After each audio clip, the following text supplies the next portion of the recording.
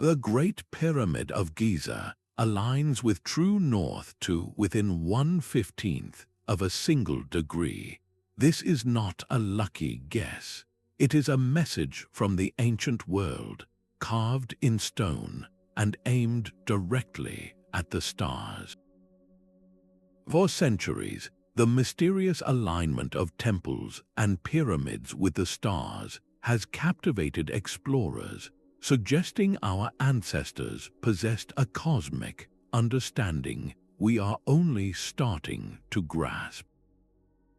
By the end of this journey, you will see every ancient monument in an entirely new light, understanding the hidden language that connects Earth to the heavens. We will uncover why a massive stone lion gazes eternally at a constellation that no longer matches its sightline, and how a pyramid in Mexico transforms into a slithering serpent using only sunlight. This exploration reveals a forgotten wisdom that challenges everything we thought we knew about early human history. What does our own modern world overlook in its relentless rush forward? That precision in the Great Pyramid's alignment is not an isolated feat. It is part of a global pattern, a whisper from the past that we are only now learning to hear. This whisper has a name: Archaeoastronomy. It is the science of how ancient peoples understood the sky and wove that knowledge into the very fabric of their lives. By blending the tools of archaeology, astronomy, and anthropology, this field deciphers the celestial code written in stone. Long before the invention of the telescope, cultures across the world tracked the sun, moon, and planets with astonishing accuracy. They used the heavens as a giant, reliable clock and calendar.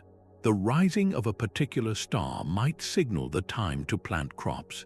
The sun's position on the horizon could mark the longest day of the year, the summer solstice, a moment of immense power.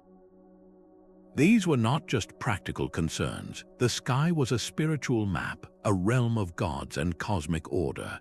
A temple aligned to the solstice sunrise was not merely a building, it was a conduit between the earth and the heavens. It grounded their entire society in the rhythm of the universe.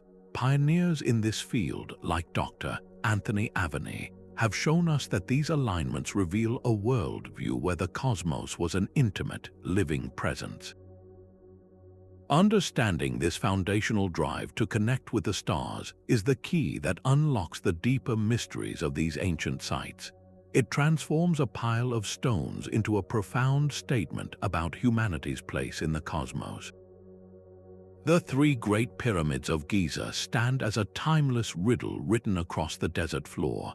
Their arrangement is not random. It mirrors the three bright stars that form the belt of the constellation Orion. This compelling idea, championed by researchers like Robert Bovell, suggests the monuments of Khufu, Khafre, and Menkora are a terrestrial map of the celestial Alnitak, Alnilam, and Mintaka. But the plot thickens dramatically. This mirror image is said to be most accurate for the sky, as it looked not during the pyramid's construction, but far earlier, around 10,500 before the Common Era. This date resonates with an Egyptian mythic era called Zep Tepi, the first time, an age of gods and cosmic beginnings. The connection to the stars is woven into the very fabric of the Great Pyramid. Its narrow air shafts, once thought only for ventilation, point with purpose. The southern shaft from the king's chamber aims directly at Alnitak, the brightest star in Orion's belt. Meanwhile, the northern shaft targeted Thuban, the pole star that held the central place in the sky for the ancient Egyptians. This was not merely architecture. It was a celestial launch pad designed to guide the soul of the pharaoh from his tomb directly to his eternal place among the imperishable stars. Of course, such a grand idea invites scrutiny. Skeptics point out the star map is not a perfect match and that the slow wobble of Earth's axis, called precession, shifts stellar positions over millennia. Yet, the undeniable fact remains: the pyramid itself is aligned to the cardinal directions with a precision that defies simple explanation, accurate to within a tiny fraction of a single degree. This was the work of master surveyors. The alignment likely served a profound dual purpose. It was a spiritual GPS for the king's journey to the afterlife, connecting him with Osiris, the god of resurrection who was himself associated with the Orion constellation. Simultaneously, it cemented the pharaoh's earthly power by physically demonstrating his divine link to the cosmos. This grand celestial design reveals a culture that saw the earth and sky as two halves of a single, sacred whole, a perspective that would echo in sacred sites far beyond the sands of Egypt. East of the pyramids, the Great Sphinx stares across the desert with an unblinking gaze. This monumental statue, with the body of a lion and the head of a pharaoh, holds its own cosmic secret. Some researchers propose a startling idea that the Sphinx was not merely facing the rising sun, but was specifically aligned to face the constellation Leo as it rose just before the sun on the spring equinox. This celestial event would have occurred around 10,500 before the Common Era, a period that some call the Age of Leo. The theory suggests the Sphinx's lion body is a direct representation of that constellation, a celestial lion carved in stone to guard the horizon and mark a pivotal epoch in human prehistory. The implications of this alignment are profound, pointing to a possible origin far older than the commonly accepted date of its construction for Pharaoh Khafre around 2500 before the Common Era. Geologists studying the monument have pointed to deep, vertical weathering patterns on the Sphinx and its enclosure walls, patterns that resemble erosion caused by heavy, sustained rainfall. This type of weather was last common in Egypt thousands of years before the pharaohs ruled, fueling the debate that the Sphinx could be a relic from a much more ancient time. Mainstream archaeology offers alternative explanations, suggesting the erosion could stem from groundwater, wind, or even the chemical weathering of the soft limestone. Yet the alignment theory persists, painting a compelling picture. If the Sphinx was intentionally designed as a terrestrial mirror of Leo, it represents a perfect fusion of earthly and cosmic kingship. The pharaoh whose face adorns the statue would be embodying the ultimate power of the lion in the sky. This motif of the lion as a symbol of royal authority and solar power is woven throughout later Egyptian art and mythology. The Sphinx's unwavering eastward orientation solidifies this connection, tying it directly to solar worship. It gazes eternally toward the rebirth of the sun each dawn, a symbol of eternal renewal and divine order, potentially acting as a giant stone marker for the grand cycle of ages. This idea challenges the very foundations of our historical timeline, inviting us to wonder if a sophisticated, forgotten civilization, one with a deep understanding of the slow precession of the stars, left its mark on the Giza plateau long before recorded history began. This same drive to mirror the heavens in architecture would appear again in a completely different part of the world, where a pyramid was designed to come alive with light and shadow. Across the sea, the great stones of Stonehenge rise from the English plain like a skeletal clock. This ancient ring is a masterwork of celestial engineering, its massive frames perfectly aligned to capture the sun at its most extreme points. At the break of dawn on the summer solstice, the longest day of the year, the sun rises directly over the outlying heel stone, casting a long beam of light into the heart of the circle. 6 months later, during the winter solstice sunset, the sun sets perfectly between the grand arches of the tallest trilithons. For thousands of years, people have gathered here to witness these pivotal moments, celebrating the sun's reliable journey and the promise of returning light. But this was more than a solar spectacle. The entire landscape was designed for this purpose. The avenue, a wide processional pathway leading to the circle, follows the same solstitial axis, suggesting ceremonies where communities walked in step with the cosmos itself. Researchers like Gerald Hawkins studied the site's mathematics and proposed that the ring of Aubrey holes surrounding the stones served as a sophisticated lunar calculator. By moving markers between these pits, the builders could track the moon's complex 18.6-year cycle, predicting eclipses with astonishing accuracy. This reveals a people who are not just sun watchers, but true astronomers with a deep, practical understanding of celestial mechanics. The very stones they used speak of a powerful spiritual drive. The smaller blue stones were transported an incredible 140 miles from the mountains of Wales. This Herculean effort suggests these stones were not chosen for convenience, but for their perceived power, perhaps believed to be conduits for ancestral spirits or cosmic energy. Stonehenge was a place of the dead, a temple for the living, and a colossal calendar all at once. It connected the community to the fundamental rhythms of nature, dictating when to plant, when to harvest, and when to honor the gods. Recent discoveries of massive neighboring monuments like Durrington Walls show that Stonehenge was not alone. It was the heart of a vast ritual landscape, all oriented around the same celestial events. This underscores a universal truth for these Neolithic societies, that astronomy was the glue that held their world together. It organized time, agriculture, and social order, weaving the cosmos directly into the fabric of daily life.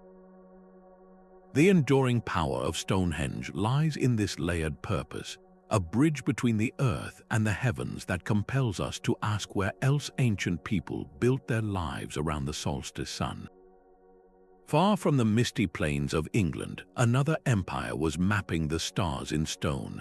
In the heart of Cambodia, the sprawling temple complex of Angkor Wat rises from the jungle, a breathtaking monument to celestial ambition. Constructed in the 12th century, this architectural marvel was dedicated to the Hindu god Vishnu, but its design reaches far beyond earthly devotion. The entire layout is a symbolic representation of Mount Meru, the cosmic mountain at the center of the universe in Hindu and Buddhist belief. Its 5 central towers are the mountain's peaks, while the vast surrounding moats represent the primordial oceans. This was not just a model of a mythical place, it was an attempt to build the axis of the cosmos itself, and this axis appears to be pointed squarely at the heavens, specifically toward the constellation Draco, the dragon. Researchers, including archaeoastronomer John Grigsby, have proposed a stunning correlation that the arrangement of the main temples across the Angkor region mirrors the key stars of Draco as they would have appeared in the sky overhead. This is not a vague resemblance. The central tower of Angkor Wat itself aligns with the star Thuban, which served as the pole star around the time of the temple's foundation. While our North Star today is Polaris, Earth's slow wobble meant that Thuban held that celestial throne thousands of years ago, and its memory was powerfully preserved in Khmer cosmology. This celestial connection was woven into the very fabric of daily and spiritual life. The temple's western entrance is perfectly aligned to capture the setting sun on the equinoxes, those 2 days of perfect balance each year. Its long, ornate galleries are precisely oriented to the cardinal directions, and their intricate bas-reliefs are more than just mythic stories, they are potential astronomical records. Some researchers suggest these carvings encode knowledge of the precession of the equinoxes, that vast 26,000-year cycle that slowly shifts the stellar backdrop. For the Khmer Empire, this celestial architecture served a profound political and spiritual purpose. The king was seen as a Divaraja, a god king. By building a capital that was a literal map of the heavens, he physically demonstrated his role as the crucial link between the human world and the divine realm. His power was legitimized by the stars, and the cosmic order was maintained through this sacred alignment. The sheer precision of Angkor Wat reveals a culture with a sophisticated grasp of astronomy, one that used the sky not just for timekeeping, but to anchor their entire worldview in the cosmos. This pattern of building terrestrial maps of the stars repeats across the globe, leading us next to the jungles of Mesoamerica, where the Maya engineered a solar spectacle that still captivates the world. Deep in the Yucatan jungle, a pyramid transforms into a living god. During the spring and autumn equinoxes, the setting sun works a miracle on the grand staircase of El Castillo at Chichen Itza. Shadows and light intertwine, crafting the brilliant illusion of a massive serpent slithering down from the temple high above. This is the feathered serpent god Kukulkan, descending from the heavens to visit the earthly realm. The spectacle is no accident. It is the result of breathtakingly precise engineering, where the pyramid's exact orientation and the calculated angle of its steps interact with the sun's rays to form a chain of diamond-shaped patterns, a shimmering, undulating snake body made entirely of shadow and light. This celestial performance draws thousands of witnesses every year, a testament to a knowledge system that turned architecture into a form of cosmic theater. But the astronomical genius of this structure runs far deeper than this single, stunning event.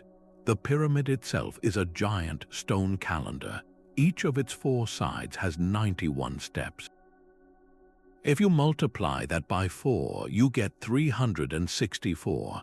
Add the final step, the platform at the very top, and you reach 365, the complete number of days in the solar year. The Maya were also master trackers of the planets, and the temple's alignments correspond precisely with the cycles of Venus. This brilliant, wandering star was deeply associated with war and fertility in their culture, and its appearances and disapparitions were meticulously recorded to time major events, from agricultural cycles to royal coronations and even warfare. Archaeoastronomers like Anthony Aveni have shown that Chichen Itza was far more than a temple. It was a sophisticated observatory. The Maya used these structures to track the complex movements of planets and predict eclipses with remarkable accuracy. This celestial data was the bedrock of their world, seamlessly blending hard science with profound spirituality. Their intricate calendar systems, which could measure vast spans of time, were not abstract calculations. They were a way of staying in sync with the very heartbeat of the cosmos. The descent of the serpent during the equinox was a powerful symbol of this harmony. The equinox, a moment of perfect balance between day and night, was seen as a time of renewal and a reopening of the channel between the human and divine worlds. By orchestrating this spectacle, the ruler physically demonstrated his unique connection to Kukulkan, reinforcing his political and religious authority. It was a public declaration that his power was sanctioned by the cosmos itself. This seamless weaving of celestial events into the fabric of daily life reveals a civilization that saw the sky not as a distant void, but as an active, living participant in human affairs. The sheer ingenuity of Chichen Itza makes us wonder how many other Mesoamerican cities were built as mirrors to the heavens. The city of Teotihuacan presents a different kind of celestial map, one not of single stars but of an entire star cluster. Its grand avenue of the dead stretches for over a mile, flanked by the massive pyramid of the sun and the elegant pyramid of the moon. This entire urban axis is not aligned to the cardinal directions, but is instead offset by about 15.5 degrees east of north. This specific, deliberate orientation points toward the spot on the horizon where the Pleiades star cluster made its final, brief appearance each year before disappearing for months. This event, known as its heliacal setting, occurred around the time the city reached its peak in the first millennium of the Common Era. The entire metropolis, one of the largest in the ancient world, seems to have been laid out in conversation with these seven sisters of the sky. In Mesoamerican cosmology, the Pleiades held immense practical and spiritual power. The Aztecs, who came centuries later and revered the abandoned city, called the cluster Chanquistli, which means the marketplace. Its annual reappearance in the east just before dawn signaled the start of the vital rainy season and was the celestial cue to begin planting maize. This was not just stargazing, it was a matter of survival. The city's layout transformed this agricultural necessity into a permanent sacred principle.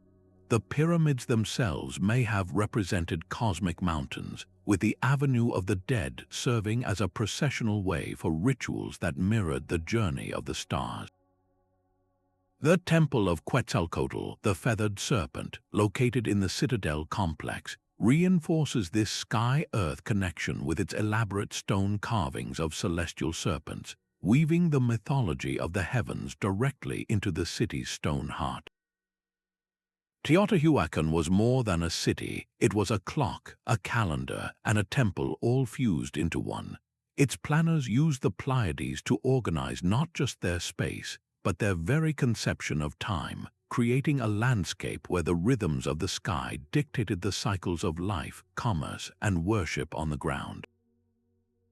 This profound integration of a star cluster into urban design shows a sophisticated astronomical vision that was both practical and deeply sacred. It makes you wonder how many other ancient cultures looked to the same glittering family of stars for guidance.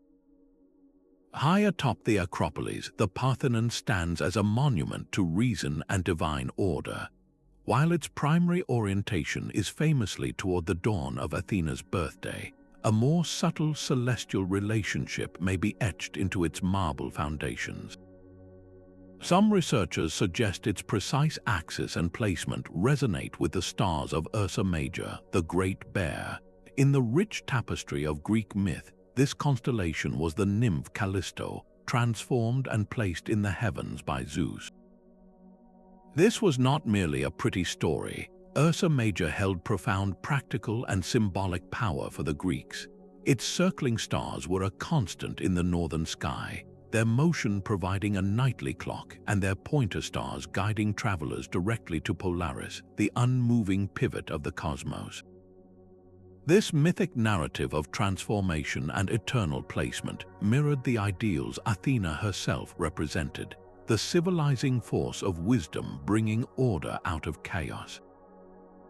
The temple's alignment toward Mount Lycabettus is particularly compelling. This prominent peak on the Athenian horizon may have served as a natural backsite for ancient astronomers, a fixed terrestrial point against which they could track the movement of those celestial bears. The Parthenon's architecture itself is a testament to this pursuit of cosmic harmony. Its builders employed subtle optical refinements, curves so slight they are invisible to the naked eye, to counteract visual distortion and create the flawless appearance of straight lines and perfect proportions. This was geometry in service of beauty, an attempt to reflect the perfect mathematical order they believed governed the universe. Philosophers like Plato wrote of a cosmos arranged according to divine geometry, and the Parthenon can be seen as the physical manifestation of that ideal. It was a building designed not just to house a statue of a goddess, but to embody her principles of balanced wisdom and celestial connection. This potential alignment with the Great Bear underscores a worldview where the earthly and the heavenly were inextricably linked, where the wisdom of the gods was written in the stars and mirrored in the marble of human achievement. This Greek synthesis of astronomy, philosophy, and architecture would cast a long shadow, its principles eagerly adopted and adapted by the rising power to the west, an empire that would build its own celestial order into the very heart of its capital city.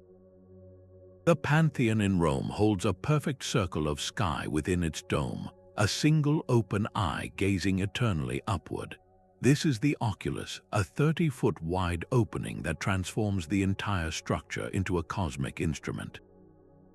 Throughout the day, a brilliant beam of sunlight pours through this hole, sweeping slowly across the vast interior like the hand of a celestial clock. On the spring equinox, this moving spotlight performs a special ritual. At midday, the shaft of light aligns perfectly to illuminate the grand northern entranceway, a portal reserved for the emperor and state processions. This was no random effect. Historians like Robert Hanna suggest this dramatic illumination was timed to coincide with the founding of Rome or other pivotal state festivals, literally bathing imperial authority in the light of the heavens. The building itself was a statement of cosmic order. The dome's majestic coffered ceiling, divided into 28 precise ribs, may echo the 28-day cycle of the moon or other celestial rhythms. For the Romans, the Oculus was the eye of Jupiter, the supreme god, watching over his empire. It connected the earthly realm directly to the realm of the gods, a physical hole in the roof that served as a bridge to the divine. Rain and even birds could enter, but this was part of the design, a reminder that the cosmos was a living, breathing force that could not be fully contained. This was engineering in service of spiritual theater. The Pantheon did not just point at the sky, it brought the sky inside, creating an immersive experience where every citizen could witness the sun's journey and feel its connection to the power of Rome. The precision of this living alignment shows a sophisticated understanding of solar geometry, turning a public building into a daily demonstration of cosmic harmony. It makes you wonder how many other cultures used light itself as a sacred material, carving it from the sky to tell stories of gods and kings. This very same principle of sacred illumination finds a powerful echo thousands of miles away in the radiant heart of Hindu temple design. Within the silent stone of Hindu temples lies a celestial map written in alignment and light. These sacred structures are not simply places of worship. They are cosmic instruments, meticulously oriented to the 27 nakshatras, the lunar mansions that chart the moon's path across the sky. This ancient system forms the very bedrock of Vedic astrology and timekeeping, a celestial architecture that guided everything from the moment a temple's foundation was laid to the personal rituals performed within its walls. Ancient texts like the Vishwakarma Prakash provide astonishingly precise instructions for this sacred geometry. They dictate that the temple's central idol, the deity itself, must face a specific direction to harness the energy of a particular star or constellation. A temple for a sun god would open its sanctum to the east, welcoming the first rays of dawn. A shrine dedicated to a deity of wealth might be aligned to the north, drawing upon the stable, prosperous energies associated with that cardinal point. This was a science of connection, ensuring the building itself became a conduit for cosmic forces. Consider the magnificent Sun Temple at Konark, conceived as a colossal stone chariot for the solar deity. Its 24 intricately carved wheels are not merely decorative. They are sophisticated sundials, each designed to tell the time with precision. The entire temple is aligned so that the rising sun on the equinoxes floods the main entrance with a direct, powerful beam of light, as if welcoming the god himself into his earthly home. Then there is the towering Brihadiswara temple in Thanjavur, an architectural marvel that seems to defy the laws of physics. Its massive central tower, or Vimana, was constructed with such profound astronomical understanding that at noon its shadow completely disappears, never touching the ground. This is not a magical trick, but a calculated feat of engineering that demonstrates a complete mastery of the sun's position and the geometry of shadow. These alignments serve a purpose far deeper than symbolism. They are believed to actively facilitate spiritual awakening. The core principle is that of a mirror. where the microcosm of the temple perfectly reflects the macrocosm of the universe. By stepping inside, a devotee enters a space that is already in harmony with the celestial order, a place designed to amplify prayer and align individual consciousness with the divine rhythm of the cosmos. This intricate fusion of astronomy, advanced mathematics, and unwavering devotion reveals a culture that saw the stars not as distant lights, but as divine guides for life on Earth. This profound tradition of building in concert with the heavens did not stop at India's borders, but spread its influence across the seas, inspiring similar celestial wonders throughout Southeast Asia. The journey of sacred alignment now takes us to the lush jungles of Indonesia, where the world's largest Buddhist temple rises like a stone mountain. Borobudur is not merely a building, it is a three-dimensional map of the entire Buddhist cosmos. This colossal stupa is arranged as a massive mandala, its 9 stacked terraces symbolizing the progressive stages of enlightenment on the path to nirvana. A pilgrim's ascent is a spiritual journey moving from the base of the earthly realm through the world of forms and finally to the formless circular terraces at the summit. The entire structure is precisely oriented to the cardinal directions, its square base and concentric galleries creating a perfect geometric representation of cosmic order. It is a mountain of wisdom built by human hands designed to guide the soul upward. The placement of its 72 perforated stupas on the upper circular platforms is particularly intriguing. Each stupa contains a statue of the Buddha, and their specific number and arrangement have led researchers to propose connections to astronomical cycles. Some suggest the count may relate to the 72 20-day intervals of the ancient lunisolar calendar, or even to the 5 cycles of Venus, a planet of great significance in many cosmologies. These celestial rhythms were not just for timekeeping. They were integrated into meditation practices where a devotee could sit within the monument, feeling the turning of the stars and planets mirroring their own inner journey toward liberation. The temple's walls are a vast library carved in stone. Over 2,500 intricate relief panels depict the life of the Buddha, his previous incarnations, and the celestial beings that inhabit the higher realms of existence. These are not mere decorations, they are a visual guidebook showing the pilgrim the moral and spiritual landscape they must traverse. The entire experience of Borobudur was designed to be a pilgrimage in microcosm. As you physically climb from one level to the next, you are spiritually moving through cosmic levels, following a path that is mirrored in the heavens above. While direct, pinpoint alignments with specific stars are less documented here than at other sites, the overall philosophy is clear. The monument's every stone breathes harmony with the natural and cosmic order, a core principle of Mahayana Buddhist philosophy. Borobudur stands as a serene, monumental statement that the universe and the enlightened mind are one. Its grandeur reminds us that this universal quest to build cosmic principles into architecture was not confined to one continent. This same profound connection to the stars would guide people across the vast Pacific Ocean, where navigators used the heavens not to build temples, but to find their way home. The vast Pacific Ocean was not a barrier but a highway charted by the stars. For the Polynesian voyagers, the night sky was a living, breathing map. They navigated the world's largest ocean without sextants or magnetic compasses, guided instead by star compasses, intricate mental charts of the heavens. In the north, they fixed their course by the steadfast Hokupa, the star that does not travel, our Polaris. To the south, they steered by the brilliant cross of stars that pointed the way. These master navigators, known as wayfinders, committed the celestial dome to memory. They knew the exact point on the horizon where hundreds of stars would rise and set, using them as celestial signposts.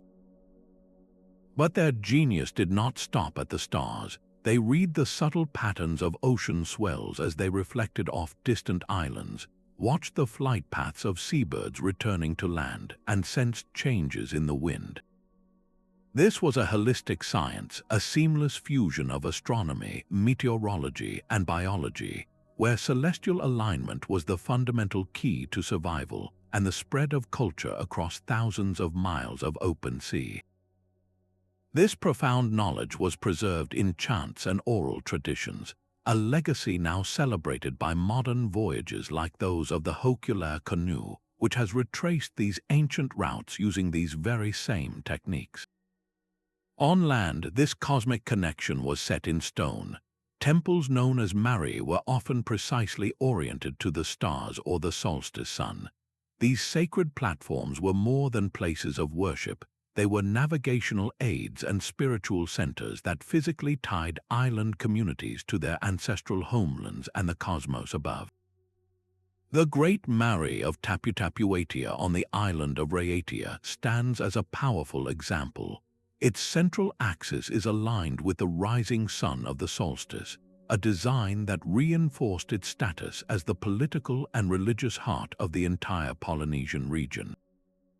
This was astronomy in its most practical and profound form, a knowledge system that did not just observe the heavens, but used them to build, connect, and sustain an entire civilization across a quarter of the globe. It perfectly bridged the world of myth and the hard reality of the open ocean. This deep earth and sky wisdom was not unique to the Pacific, as similar principles were being etched into the very soil of North America by its own ancient builders. Across the Mississippi River, a different kind of calendar tracked the sun. The great city of Cahokia, flourishing 1,000 years ago near present-day St. Louis, was the heart of a vast Mississippian culture. At its center stood Monk's Mound, a colossal earthen pyramid larger at its base than the Great Pyramid of Giza. This was not a city of stone, but of earth and wood, and its people engineered a brilliant astronomical instrument from towering red cedar posts. They called this circle Woodhenge, a name that echoes its distant English cousin yet stands as a testament to independent genius. This was no simple ring of timber. Archaeologists who reconstructed the site discovered its true purpose. On the morning of the equinox, an observer standing at the central post would see the sun rise directly over a specific marker post, perfectly framing the dawn. For the summer solstice, another post aligned with the sun's most northern sunrise, and a different one for the winter solstice's southernmost climb. These posts were a massive communal calendar, marking the sacred turning points of the year with unerring accuracy.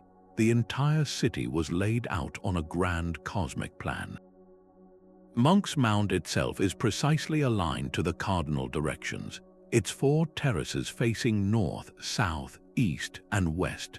The vast grand plaza stretching before it, along with the other earthen mounds, may have been arranged to mirror celestial patterns, perhaps even the great river of stars we call the Milky Way. This was a landscape designed to reflect the heavens, grounding the community's life in the rhythm of the cosmos. The solar alignments were the heartbeat of Cahokia. They dictated the agricultural cycle, signaling when to plant the life-giving maize and when to harvest. These dates were not just practical, they were deeply spiritual, occasions for immense gatherings, feasts, and rituals that reinforced social bonds. The power of the rulers was likely tied to this cosmic knowledge. By controlling the calendar and presiding over the solstice ceremonies, the elite demonstrated their unique connection to the divine forces that govern the sun and seasons. This authority is etched into the artifacts they left behind. Exquisite copper plates worked with skilled artistry bear symbols of stars and celestial eyes. A beautiful carved stone tablet depicts a birdman, a powerful figure who may have represented a shaman or chief journeying between the earthly and spirit worlds, a journey guided by the stars.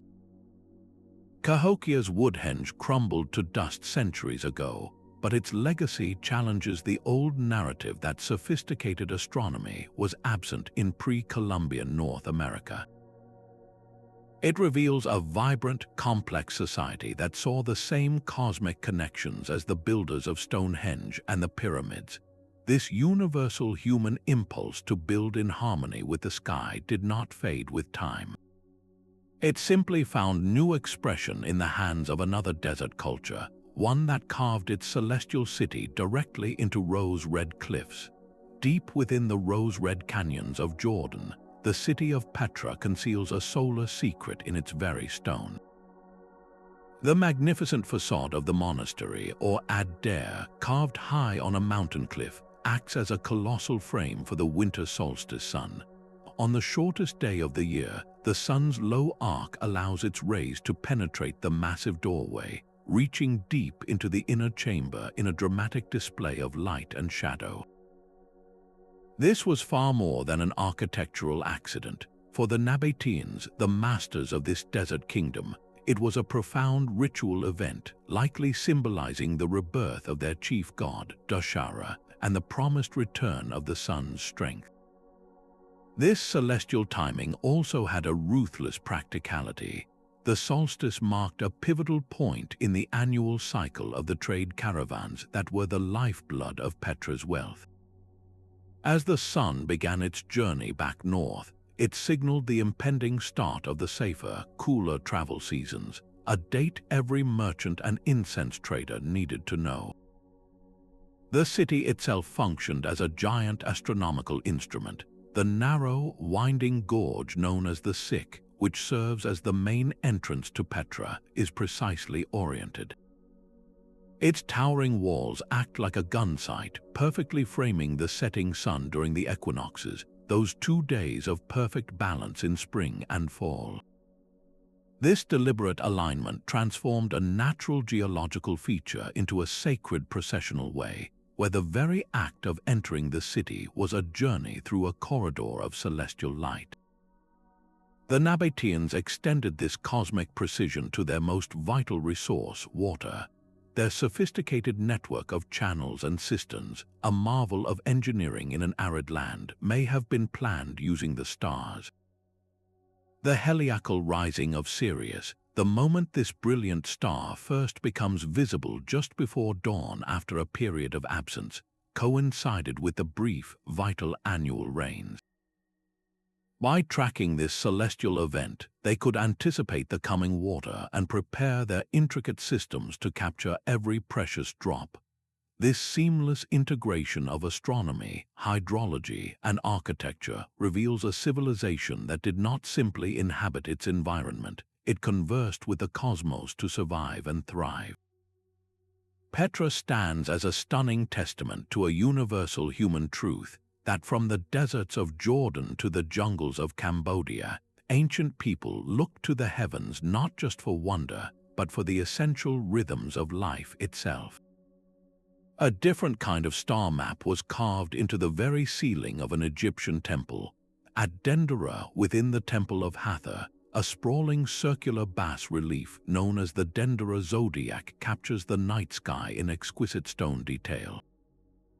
This intricate chart of constellations, though showing influences from Greek and Babylonian traditions, is rooted in an ancient Egyptian drive to catalog the heavens and weave them into their stories of the gods. The entire temple complex was a machine for harnessing cosmic power. Its main axis was precisely oriented so that on a specific dawn around 50 years before the Common Era, the first brilliant gleam of the star Sirius would rise directly along its sightline. This event, the heliacal rising of Sirius, was the most important celestial signal of the Egyptian year. It heralded the imminent, life-giving flood of the Nile River, an event that would deposit rich, fertile silt across the farmlands, ensuring a bountiful harvest. This was not just an astronomical observation, it was a matter of survival. The goddess Hathor, to whom the temple was dedicated, embodied the sky, fertility, and joy. By aligning her house directly with the rising of Sirius, The priests physically connected her divine power to the annual renewal of the land itself. The temple was far more than a single alignment. Its labyrinthine chambers and corridors formed a comprehensive celestial instrument. Certain passages were designed to capture the first rays of the sun on the solstices, marking the sun's most extreme northern and southern journeys. Other parts of the complex aligned with the so-called Decan stars, 36 small constellations whose successive risings throughout the night provided the Egyptians with a reliable star clock. Every corner of the sacred structure was in conversation with the sky, turning the entire building into both an observatory and a spiritual conduit. The journey of the sun god Ra through the 12 hours of the night, a central myth, is vividly depicted on the temple walls, showing how these celestial patterns were the stage for divine drama.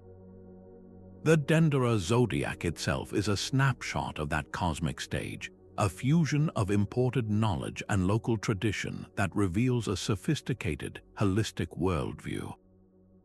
Here, the earth and the heavens were not separate realms, but a single, interconnected system.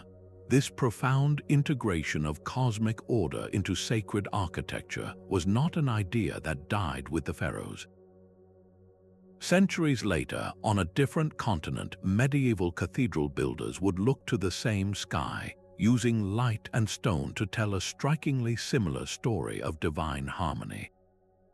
Centuries after the last stone was laid at Dendera, master builders in medieval Europe were raising their own prayers in stone, reaching for the very same sky. High above the floor of Chartres Cathedral, the great rose window glows like a frozen firework of colored glass. This is not just a beautiful decoration. Its intricate circular patterns are a cosmic wheel, a potential representation of the zodiac and the ordered movement of the heavens, placed high in the wall to draw the eyes and the soul upward. The entire cathedral is a machine for transcendence, engineered with sacred geometry to encode cosmic principles.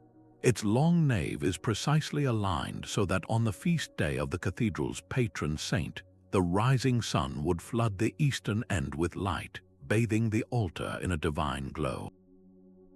This was a calculated miracle of light and faith, an annual event that physically demonstrated the connection between the saint, the sun, and the salvation offered within those walls. Walk the stone labyrinth inlaid on the cathedral's floor. This winding path was not a puzzle to be solved, but a spiritual journey to be experienced, a substitute for a pilgrimage to the Holy Land. Its position is so precise that on the solstices, sunlight streams through the windows to touch specific points along its course, casting moving shadows that guide the pilgrim's inner journey with the rhythm of the sun itself. Every proportion of these Gothic wonders was governed by a divine code. The ratios used to determine the height of the vaults, the width of the aisles, and the placement of the pillars were often derived from astronomical relationships and the golden section, a ratio believed to be the key to universal beauty.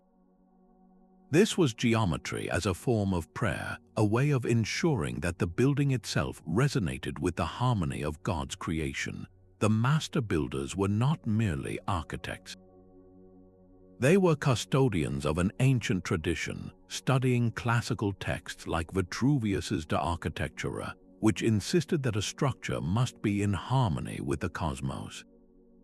They likely used sophisticated tools like the astrolabe, an instrument for mapping the stars, to ensure their foundations were laid with celestial precision. Their goal was to build the heavenly Jerusalem on earth, a perfect microcosm of the divine order. Even the stained glass windows, which tell stories of saints and prophets, are filled with celestial motifs.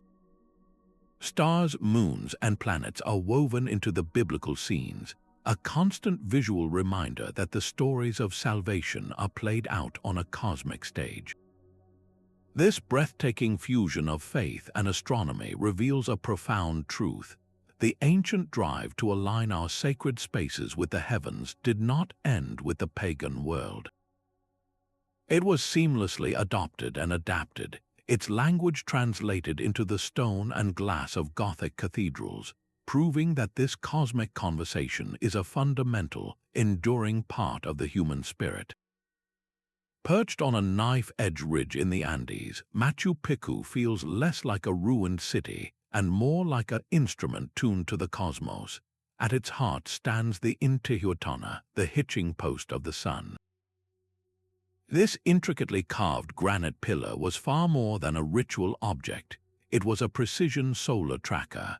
On the equinoxes, the stone cast no shadow at all, a moment of perfect balance when the sun was believed to be literally tied to the earth, preventing it from continuing its journey north and plunging the world into eternal winter.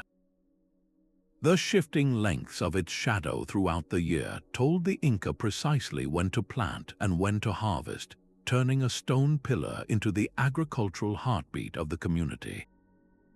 But the Incan gaze extended far beyond the sun. The entire southern sky was their celestial map, dominated by the Southern Cross. This brilliant constellation was sacred, seen as a direct portal to the celestial realm and a manifestation of Viracocha, the supreme creator god. Key structures within Machu Picchu are aligned to its rising, weaving this cosmic symbol directly into the city's stone fabric. The Temple of the Three Windows, for instance, frames the June solstice sunrise, a pivotal event that marked the start of the Inca New Year and a time of powerful ceremonies to ensure the sun's return. This was not random stargazing. The entire site is a masterwork of sacred geography. The Inca saw the world as crisscrossed by invisible energy lines called sex, which radiated out from their capital, Cusco, like spiritual ley lines. These sex-connected temples, springs, and mountain peaks to specific celestial bodies, binding the empire together in a web of cosmic and terrestrial power. Machu Picchu was a major node in this network. Its terraces and temples were not just oriented to the stars, but to the Apus, the towering mountain spirits themselves. This created a three-way harmony, a constant dialogue between the earth, the mountains, and the heavens. By reading this celestial and terrestrial map, the Inca elite could coordinate rituals and agricultural cycles across a vast and rugged empire, from the coastal deserts to the high jungles. Their authority was derived from this unique ability to interpret the cosmos, making them the indispensable intermediaries between the people and the gods. The silent, majestic harmony of Machu Picchu challenges our modern disconnect from the natural world.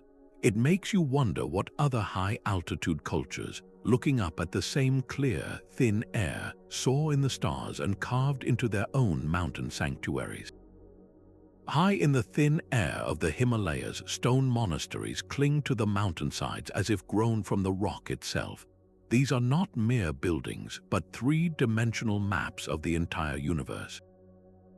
The Potala Palace in Lhasa rises in towering, cascading levels, its white and red walls meticulously oriented to the cardinal directions, a monumental representation of the cosmic order. At its spiritual core lies the ancient Samye Monastery, the very first Buddhist monastery established in Tibet. Its foundational design is a breathtakingly literal translation of scripture into architecture. The central temple, a multi-storied structure, represents the axis of the world, the mythical Mount Meru. Surrounding it, four smaller temples stand at the cardinal points, symbolizing the great continents described in Buddhist cosmology. Beyond these, further structures and even the enclosing wall represent the surrounding oceans and the Iron Mountain range that rings the edge of the known universe. This was a universe in miniature, a sacred diagram you could physically walk through. This cosmic blueprint was not just symbolic, it was functional. The entire complex is believed to be aligned with celestial bodies, its central axis potentially pointing toward the unmoving pole star, a terrestrial anchor for the turning heavens.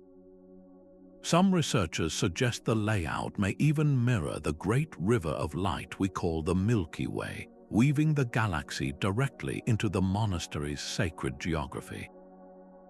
For a monk walking its circuits, the act of moving from the outer walls toward the central temple was a spiritual journey from the periphery of existence toward the enlightened center of all things.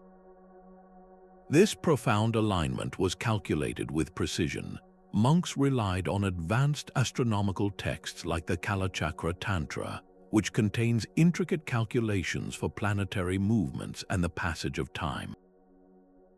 This knowledge was not abstract. It determined the most auspicious moments to lay a foundation stone, to begin a painting, or to commence a great ceremony, ensuring every human action was in sync with the cosmic rhythm.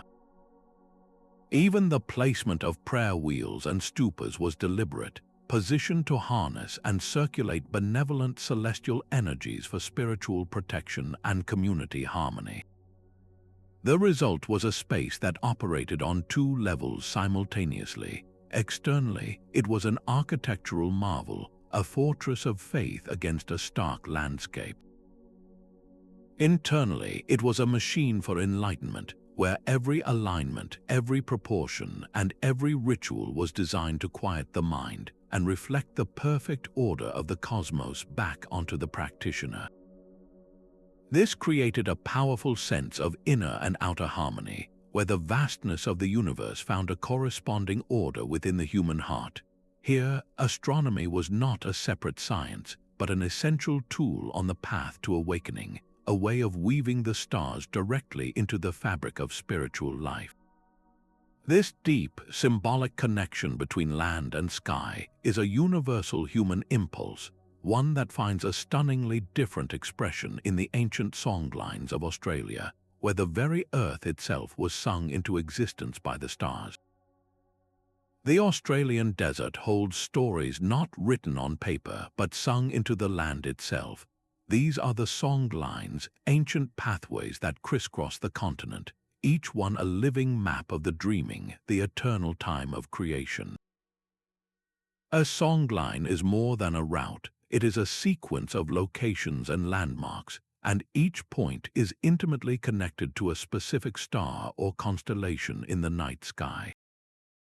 To walk a songline is to navigate by the stars, and to sing its verses is to call the land into being with every step. This is a system where the earth and the heavens are a single, unbroken text. The rising of the Emu in the sky constellation, a dark shape formed by the dust clouds of the Milky Way rather than by stars, signals the time to gather emu eggs. The position of the Southern Cross as it wheels overhead points the way to the next sacred waterhole. Orion, known to some groups as the ancestor Bame, indicates the arrival of the cooler seasons, dictating the timing for ceremonies and the movement of clans. This celestial knowledge is not stored in books but carried in song, passed in an unbroken oral tradition across countless generations. It is a practical, spiritual, and legal guide all at once. You can see this cosmic connection etched into the rock art of the Kimberley region. Here, ancient paintings depict Wandjina figures, powerful sky beings associated with clouds and rain, their large, owl-like eyes forever gazing outward. Other sites show clear representations of celestial events, their positions and alignments potentially marking the solstices or the dramatic heliacal rising of Sirius. This was not art for art's sake. It was a way of encoding lore, history, and astronomy into the very landscape, ensuring the stories and the science would endure.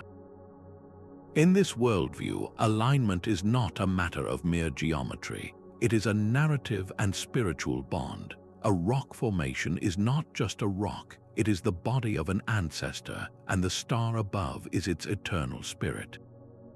To be aligned is to remember that story, to honor that connection, and to fulfill one's responsibility to both the land and the cosmos. This profound, holistic system demonstrates an ecological awareness modern society is only beginning to relearn. The resilience of Aboriginal astronomy, surviving for over 50,000 years, is a powerful testament to its accuracy and depth. Modern astrophysicists are now collaborating with indigenous elders, discovering that these ancient songlines contain precise observations of variable stars, supernova, and tidal patterns that modern science has only recently recorded. This is not primitive myth, but a sophisticated science of connection, reminding us that there are many ways to know the stars. It urges us to look beyond our own cultural lens and recognize that the human impulse to find our way by the heavens is as diverse as it is universal. The stones are beginning to speak with a new clarity, their silent alignments now measured by the unblinking eyes of modern technology. We are living in a golden age of discovery for archaeoastronomy, where tools like LiDAR can peel back the dense canopy of a jungle to reveal the ghostly outlines of forgotten cities, their streets laid out to mirror the stars. From high above, satellite imagery detects subtle patterns in the landscape invisible from the ground, showing how a processional avenue curves to follow the path of the solstice sun. On a more intimate scale, drones equipped with high-resolution cameras hover over sites like Stonehenge and Chichen Itza, capturing data that confirms the precise solar and lunar alignments with a margin of error measured in inches, not feet. This is not just confirmation, it is revelation. We can now run sophisticated software simulations that wind back the cosmic clock, modeling the slow precession of Earth's axis over millennia to see exactly how the stars of Orion's belt would have appeared above the Giza plateau at the time of the pyramid's construction. This digital time travel allows researchers to separate deliberate celestial blueprints from mere coincidence, testing long-held theories with mathematical rigor.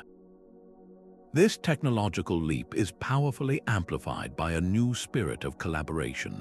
Astronomers now work side by side with archaeologists and, crucially, with indigenous knowledge holders. In Australia, GPS technology is used to map the intricate paths of Aboriginal songlines, correlating terrestrial landmarks with their celestial counterparts recorded in oral traditions for thousands of years. In Mesoamerica, scholars are using multispectral imaging to read faded Maya codices, uncovering hidden astronomical data that reveals their complex understanding of planetary cycles. These partnerships are bridging ancient wisdom and cutting-edge science, creating a richer, more nuanced picture of how our ancestors saw their place in the universe. This fusion has its sobering moments, of course.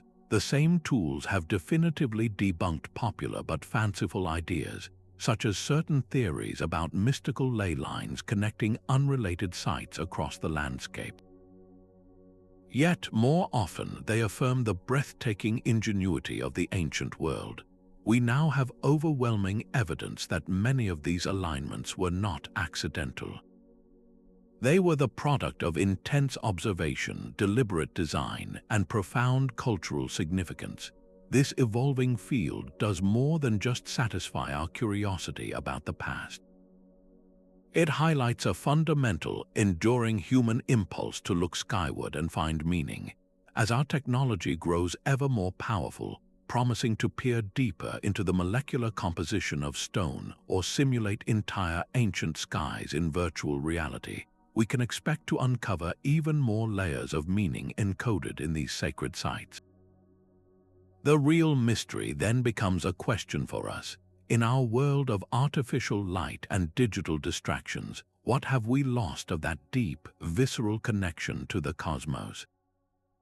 The work of modern archaeoastronomy not only deciphers the alignments of the ancients, it holds up a mirror to our own relationship with the heavens, challenging us to remember the stars that guided humanity for so long.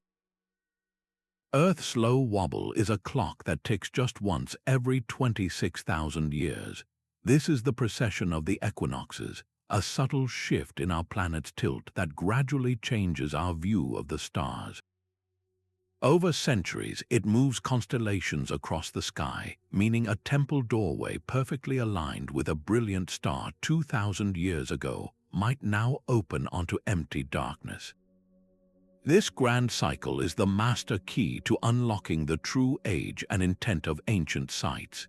It explains why the three pyramids of Giza are theorized to mirror Orion's belt not as it looked during the reign of the pharaohs, but as it appeared far earlier, around 10,500 before the Common Era, when the stars sat lower on the horizon.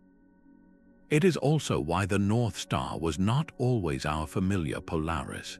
For the ancient Egyptians building the Great Pyramid, the pole star was Theban, a star in the constellation Draco that held the central place in their cosmos.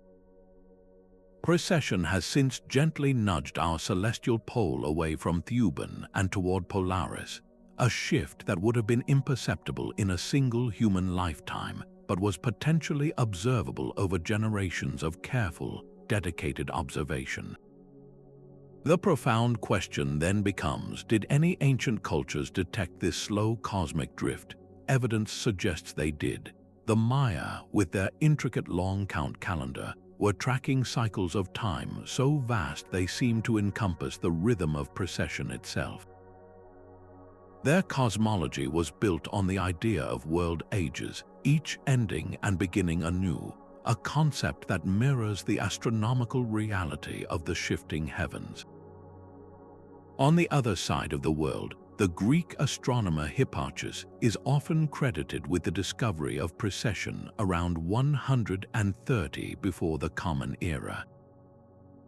Yet the concept of a great year, a complete cycle of the heavens, appears in the writings of Plato centuries earlier, hinting at an even more ancient understanding of this celestial rhythm. Armed with the knowledge of precession, modern researchers can perform a kind of digital time travel.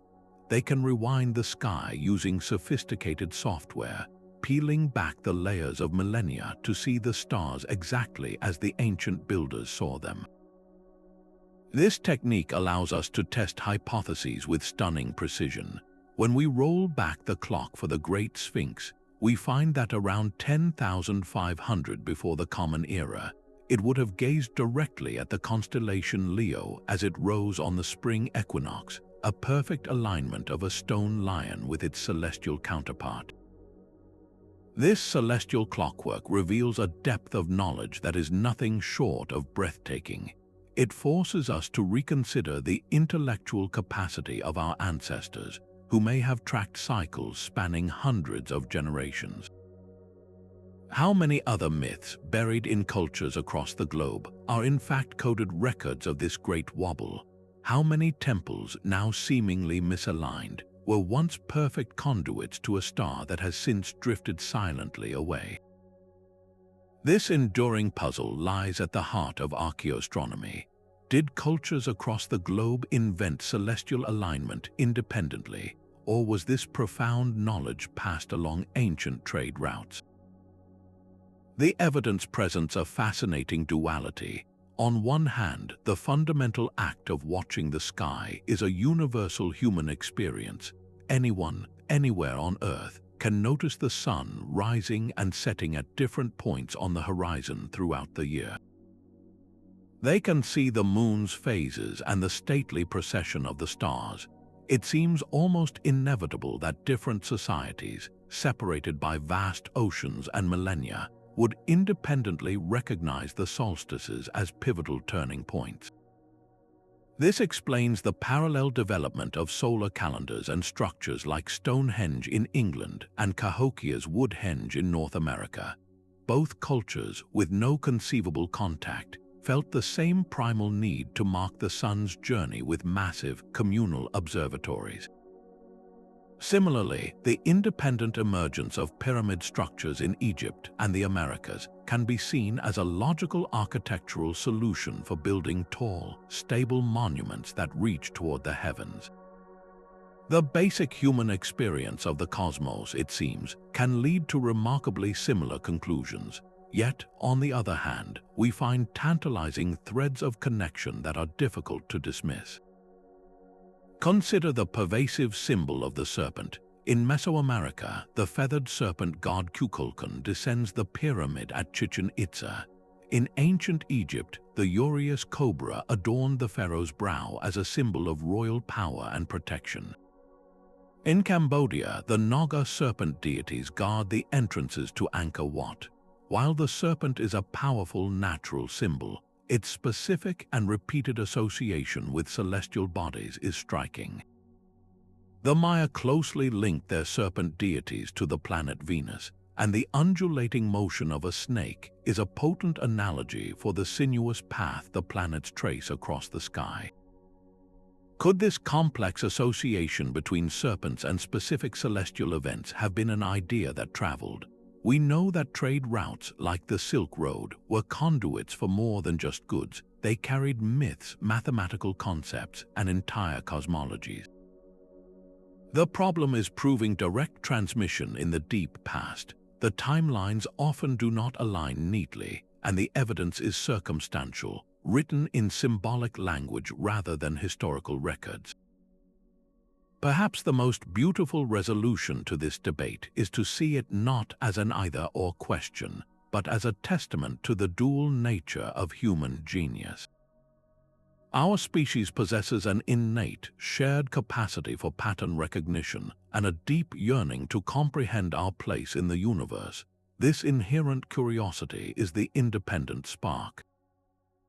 Yet we are also a profoundly connected species, storytellers and traders who have always shared our greatest discoveries.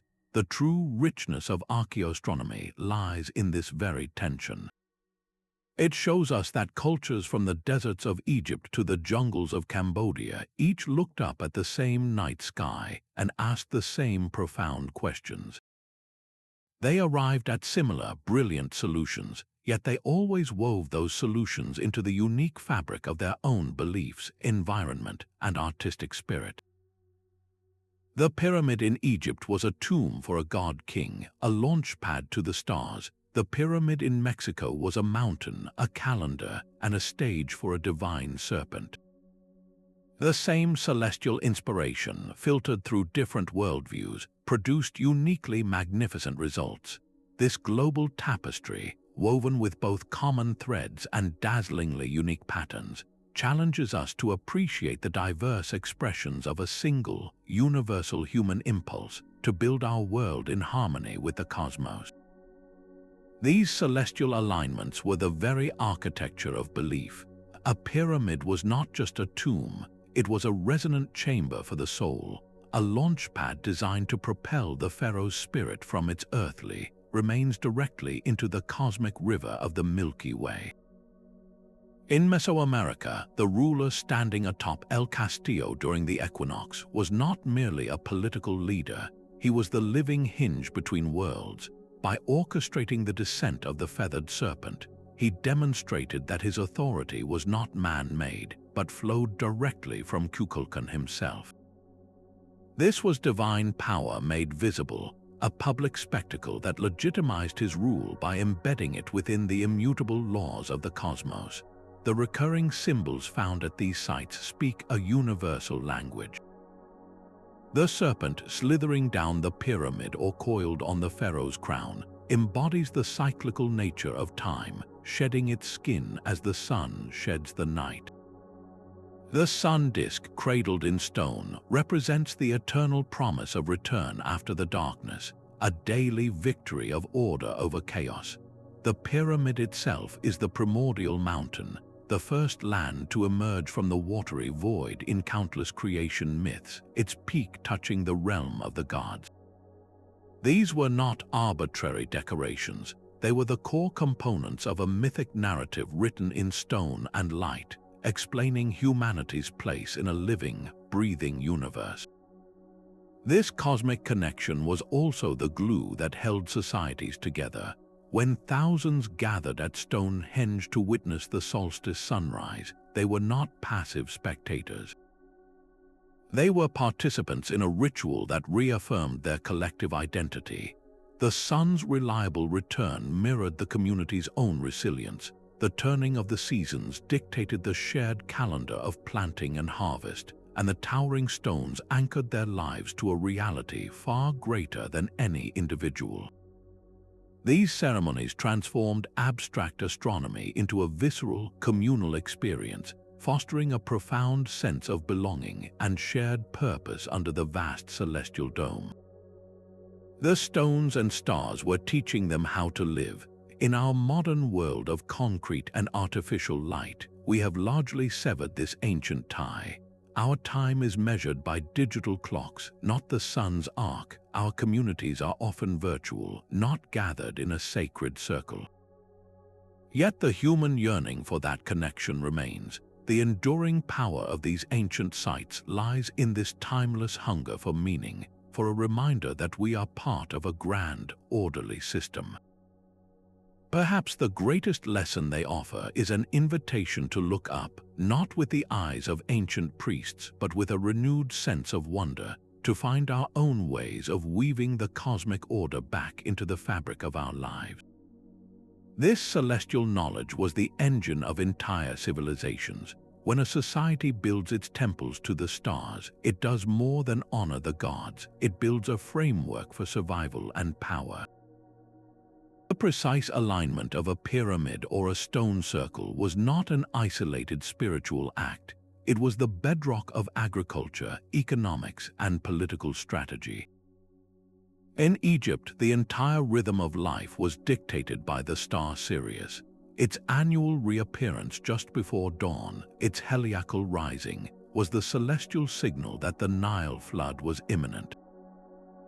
This was not a vague prediction. It was a reliable, cosmic announcement that the life-giving waters would soon arrive, depositing the rich silt that would fertilize the fields. The Egyptian state, with its granaries and tax systems, was built around this celestial event. The calendar was set by it, the planting schedules were determined by it, and the pharaoh's legitimacy rested on his perceived ability to intercede with the gods to ensure it happened. This was astronomy as a matter of national security.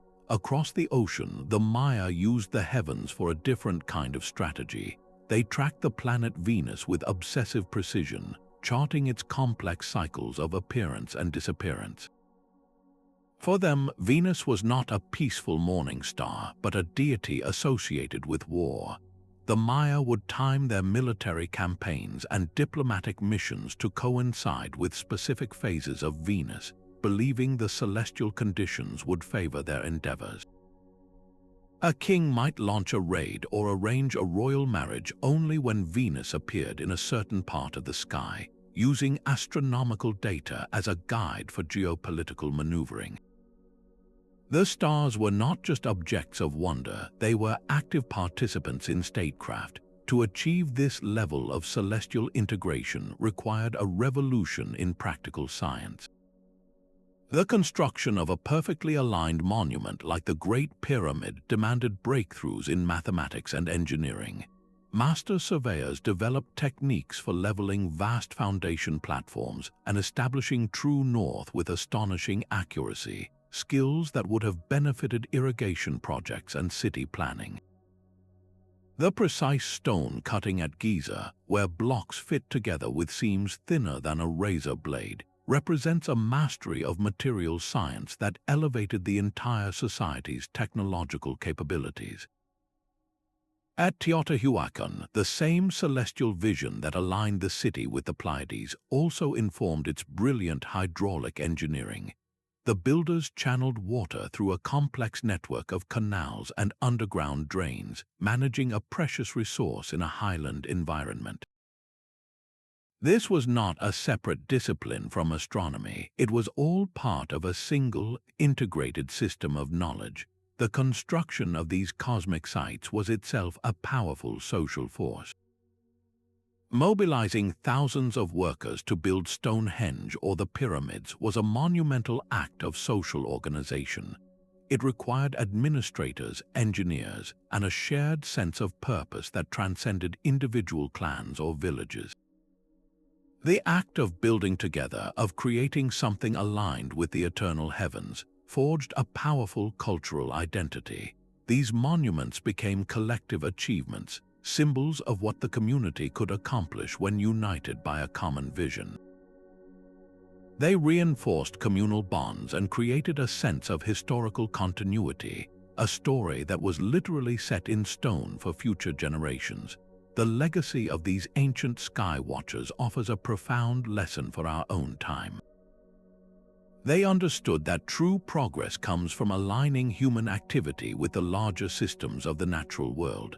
Their sustainable practices, from the Nile-based agricultural calendar to the water management of Teotihuacan, were guided by celestial observation. In an era of global challenges, from climate change to resource scarcity, their example reminds us that innovation is not just about creating new technologies, but about learning to live in harmony with the fundamental rhythms of our planet and the cosmos. The stones they left behind ask us a simple, powerful question. Can we rediscover that wisdom? For every compelling alignment, a skeptical question arises. The field of archaeoastronomy walks a delicate line between profound insight and speculative overreach, with critics rightly urging caution against seeing patterns where none may exist. The Orion correlation theory serves as a prime example of this tension. While the visual match between the Giza pyramids and Orion's belt is striking, many Egyptologists point out a significant problem: a complete absence of any Egyptian text that explicitly links the two. They argue that with so many stars in the sky, it is statistically likely that some random cluster will resemble a man-made structure, and that we risk imposing our own modern fascination with constellations onto a culture that may have seen the cosmos in a very different way. The debate over the Great Sphinx's age faces similar scrutiny. Mainstream archaeology relies on carbon dating, pottery analysis, and the historical context of Pharaoh Khufu's reign. From this perspective, claims of a much older Sphinx aligned with the age of Leo rely on highly contested geological interpretations and represent a dramatic leap away from established evidence. These scholars warn against the allure of alternative history, where a single, spectacular idea can overshadow the slow, meticulous work of empirical validation. Further controversies emerge when numerology enters the picture, where numbers are selectively pulled from a structure's dimensions to fit a preconceived astronomical cycle, often ignoring the cultural and practical reasons behind those measurements.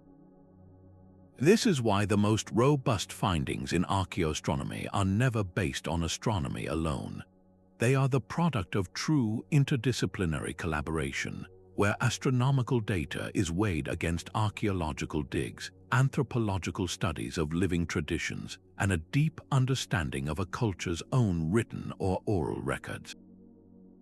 A solstice alignment is only meaningful if we can also find evidence that the people who built the site actually celebrated the solstice. These ongoing debates are not a weakness of the field, but its greatest strength. They force us to constantly refine our methods and challenge our assumptions.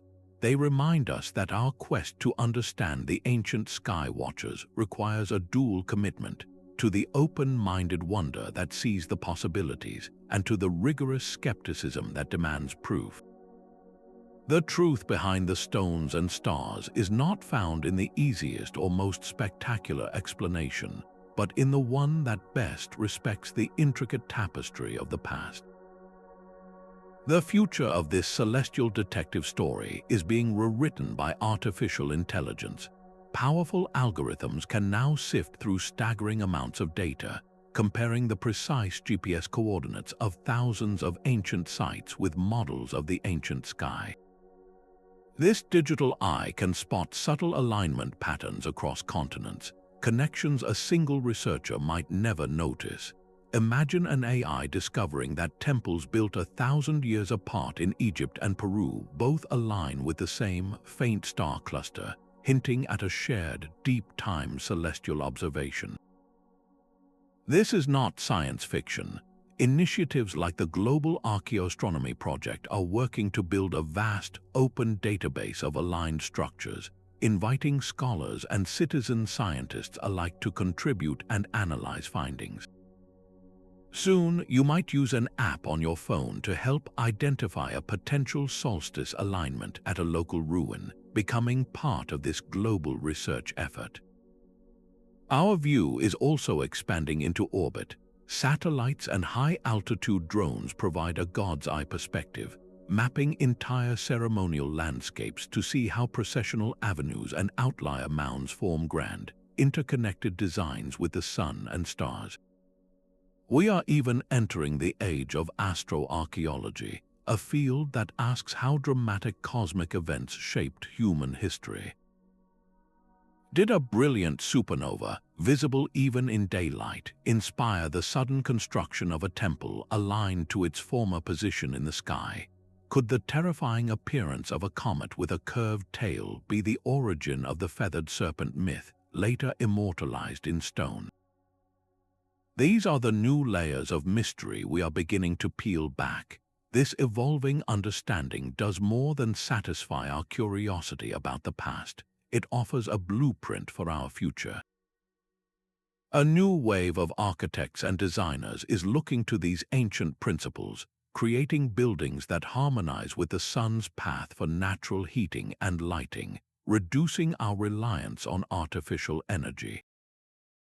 They are designing spaces that reconnect us to the cosmic cycles, reminding us that we are part of a larger, orderly system. The silent stones of the ancients are becoming a living conversation, urging us to build a world that is not just technologically advanced but cosmically aware. The greatest alignments may still be waiting to be discovered, hidden in plain sight, their secrets slowly revealed by the tools of tomorrow. These silent stones and their celestial alignments speak to something deep within us, a yearning that transcends time.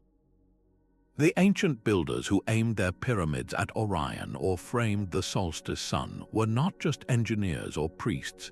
They were human beings trying to find their place in an immense and mysterious cosmos, seeking to harmonize their fleeting lives with the eternal rhythms of the stars. In that profound quest, they are not so different from us. We look up at the same night sky, feel the same awe under a blanket of stars, and ask the same fundamental questions about where we came from and why we are here. Their legacy is a powerful reminder that we are not separate from the universe. We are a part of it, made from the very stardust we admire. In our fast-paced, digitally saturated world, it is easy to lose this connection. We measure our days by notifications, not by the sun's arc. We navigate by GPS, not by the constellations. Yet the cosmic rhythms continue with or without our attention. Reconnecting with them does not require a pilgrimage to a distant ruin, though that can be transformative. It can begin in your own backyard, simply stepping outside on a clear night to trace the Big Dipper, or learning the name of one bright planet, can be a radical act of realignment. It is a way to quiet the noise of modern life and tap into that ancient, shared sense of wonder. What does this deep-seated desire to find meaning in the cosmos say about us? It suggests that our curiosity and our capacity for awe are not frivolous. They are essential parts of being human, the very drivers that led to science, art, and philosophy. This ancient wisdom holds profound lessons for our current challenges. The builders of Teotihuacan aligned their city with the Pleiades to know when to plant, living in sustainable harmony with their environment. The Polynesian wayfinders saw the ocean and sky as a single, navigable whole, a model of holistic thinking. In an age of environmental crisis and cultural division, their example urges us to look beyond our immediate horizons. It calls us to see our planet as a single, interconnected system, and to recognize that our shared humanity is reflected in our shared sky. By embracing the mystery and beauty of the stars, we do more than honor our ancestors. We foster a deeper appreciation for the fragile, beautiful web of life we all inhabit. This personal journey through the alignments is not an ending. It is an invitation to keep looking up, to keep questioning, and to carry forward that spark of cosmic curiosity into your own life. From the pyramids of Giza to the temples of Angkor Wat, these stones tell a single, unified story. It is the story of a universal human endeavor to map the heavens onto the earth, a timeless dance that masterfully blended science, spirituality, and art. We have journeyed across continents and millennia, seeing how cultures used celestial events to guide their construction, to mark the sacred turning of time, and to reinforce the very foundations of their belief. This exploration uncovers a deep-seated wisdom that challenges our modern assumptions about the past and fills us with a profound wonder for the future. These alignments are a powerful reminder that despite our vast differences, we all share a common heritage. We are a species that has always looked to the stars for direction, for meaning, and for a sense of our place in the grand scheme. This legacy continues to shape our understanding of history and of humanity itself. The philosopher Carl Sagan once reflected that we are a way for the cosmos to know itself. These ancient monuments stand as a breathtaking testament to that profound journey of self-discovery. They are the cosmos looking back at itself through human eyes, through human hands. I encourage you to take a moment for your own connection. Step outside on the next clear night. Trace the familiar shapes of the constellations with your own finger. Let your mind wander to the secrets that still sleep within the stones of forgotten cities. Share your own thoughts and wonder in the comments below. And if this voyage has sparked your curiosity, subscribe for more journeys into the mysteries that bind us to the universe. Thank you for joining this exploration through time and space. May it ignite within you a lasting sense of curiosity and a deep reverence for the cosmic tapestry we are all so lucky to inhabit.